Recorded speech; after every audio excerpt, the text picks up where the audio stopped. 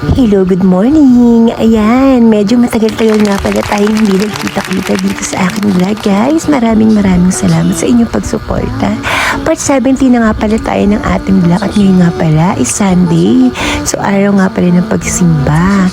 So, ayun nga pala. Nagising nga pala ako, guys, ng 6:30 ng umaga. At ayun nga, nag-unat-unat nga muna ako, guys, kasi sisimulan natin ang araw na isang masaya at malakas. Ayun nga, and after nga dyan, guys, inayos ko nga muna ang aking higaan kasi kailangan tuwing linggo ay kailangan maayos at malinis ko. So mahaba-haba nga yung tulog ko ngayon, guys, kasi nga talagang napakabango kasi talaga ng higaan ko ngayon kasi naglaba nga ako at lagi ako nagpapalit ng beddings, guys. Salamat nga pala kay Nikki Mariano sa kanyang napakagandang beddings at ang kanyang mga punda. Ayan, salamat Ceci. Ayan, ito nga pala si Hachiko. Pagkatapos nga yun, guys, nilapitan niya ako. Everyday nga siyang ganyan, guys. Tuwing gigising ako, lagi niya akong nilalapitan.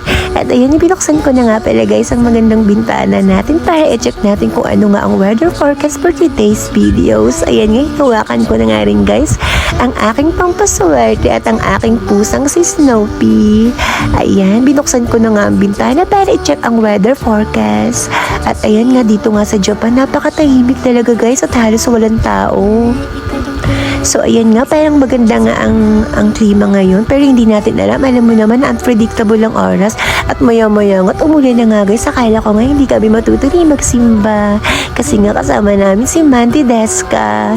So, ayan nga, sabi ko nga, naku, umuulan na naman. At umulan na nga dito sa Japan. So, ayan nga, nag-outfit check nga muna si Mama. At ayan nga, tiyak ko muna yung aking outfit. Kung pasok nga talaga ngayong linggo ngayon sa pagsisimba. Medyo conservative kasi talagang eksena natin tuwing linggo, hindi pwedeng sobrang sexy. Thank you for Dior. Baka naman. Charot. Ayan na nga, guys. At simula na nga at naglakad na nga kami ni Mandy palabas papuntang simbahan. At naiwan na nga sila doon siguro kasi may naiwan yata sila.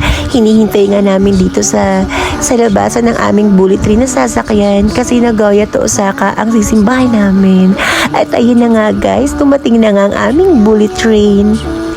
At nauna na nga si Mandy Deskang sumakay kasi napakatuwang-tuwa talaga siya pag sumasakay siya dito sa bullet train. Kasi nga hindi card ang ginagamit, talagang abutan center ang nagaganap. At ito na nga, dumating na nga kami dito sa Basilica. Ayan, Basilica de Dasmariñas na matatagpuan sa may San Lorenzo na simbahan. Ayan, napakalaki rin talaga ng simbahan, guys. Bata pa ako, dito na kami nagsisimba.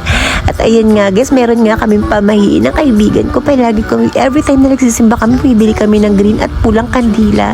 Kasi ang green na kandila ay para sa pera at para naman ang pulay para sa health. Pero kahit ano pa man yan, kailangan samahan natin na team-team at tunay na pagdarasal sa may kapal.